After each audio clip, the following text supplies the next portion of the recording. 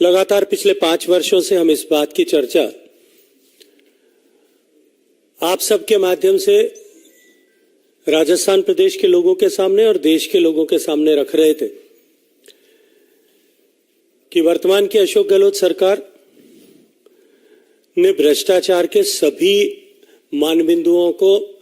पार करके नए बेंचमार्क्स ऐसे बना दिए हैं। राजस्थान में जिस तरह से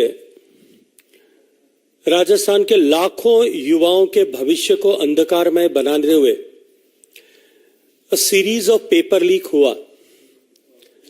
1 से लेकर के 19 बार तक लगातार राजस्थान में जिस तरह से पेपर लीक हुए, उसके कारण से राजस्थान के 70 लाख युवा जो विभिन्न प्रतियोगी परीक्षाओं में सम्मिलित हुए थे, उनका भविष्य न केवल अंधकारमय हुआ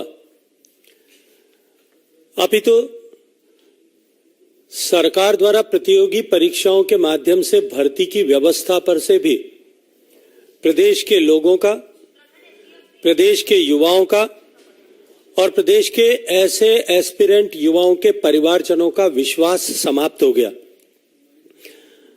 उन 70 लाख युवाओं में से निश्चित ही अधिकांश युवा किसी गरीब के बेटे थे, किसी साधारण परिवार के बेटे थे, किसी किसान के बेटे थे, किसी आदिवासी परिवार के बेटे या बेटी थे या किसी दलित परिवार के बेटे या बेटी थे,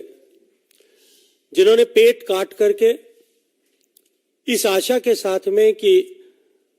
बेटे के द्वारा किए गए परिश्रम के चलते हुए जब उसे सरकारी नौकरी प्राप्त होगी, उसके जीवन में एक स्थायित्व आएगा और साथ ही साथ परिवार का सम्मान भी एक बार फिर पुनः स्थापित होगा। इस आशा के साथ में उन्होंने कठोर परिश्रम करके अपने बच्चों को जिस तरह से पढ़ाया, युवाओं ने भी एक बेहतर भविष्य की अपेक्षा में जिस तरह से रात रात भर जाग करके परिश्रम किया, लेकिन अंततः उसका परिणाम पेपर लीक के माध्यम से उजागर हुआ।